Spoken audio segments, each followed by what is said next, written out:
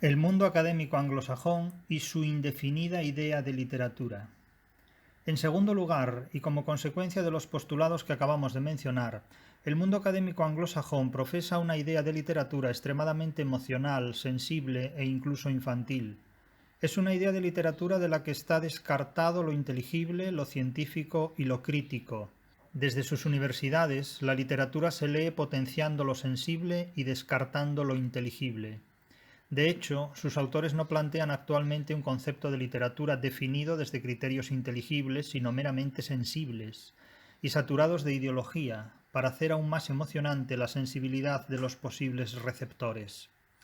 Es una emoción pseudoliteraria potenciada psicológicamente por los conflictos ideológicos. La literatura se siente, no se analiza, se disfruta, no se interpreta, se vive ideológicamente, pero no se estudia científicamente. Ese concepto de literatura como libro de autoayuda, como guía que debe conducir a la felicidad a través del consumismo, convierte al lector en un consumidor, en lugar de exigirle ser un intérprete y comportarse como un analista racional. Porque el racionalismo, como la ciencia, se excluye de la interpretación de los materiales literarios, reducidos a una factoría de ideologías, un depósito de moralismos gremiales o un contubernio de emociones que ignoran sus propias causas y consecuencias. La literatura se interpreta a través de lo sensible, pero no a través de lo inteligible. Seguimos caminando hacia el destierro de las ciencias, como territorio desde el que interpretar los hechos literarios, para afianzarnos en una suerte de misticismo personal o colectivo, desde los sentimientos hasta las ideologías, más precisamente para proclamar la supremacía luterana del yo que interpreta, naturalmente en nombre de la libertad, entre comillas, libertad, de una libertad de corral, lo que significa un texto literario desposeído de inteligencia.